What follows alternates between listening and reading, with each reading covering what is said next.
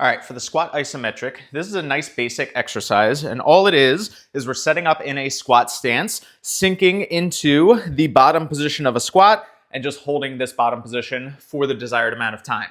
Now, even though that exercise is pretty simple, you'll be surprised that holding that position is much tougher than you would think, and getting to that bottom position may be tougher for some of us than others. So what I have here are some heel elevations. So for some of us, we may only need a little bit of elevation in the heels to help us achieve a really good looking squat shape. Again, with this isometric, I'm not just relaxing in the bottom position of a squat. This is a good thing to do for your mobility, but for these isometrics, I do want to feel like this is a really active bottom position of a squat. So again, if I don't have that heel elevation, it's a little bit tougher to achieve that same depth that I was getting with that little bit of wedge support.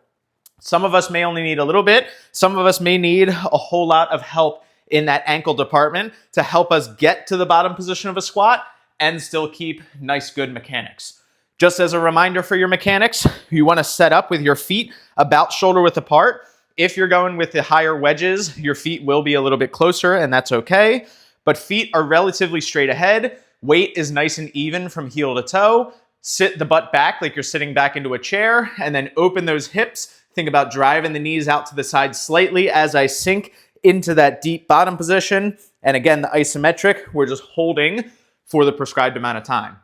I'm likely going to give you a prescribed amount of time that is very tough to get to, but if you're getting those timed intervals pretty well, you can make these tougher by holding a weight, either a kettlebell or dumbbell goblet style. You could make it really tough with a barbell front racked or a barbell back racked, but make sure that your form is always the top priority.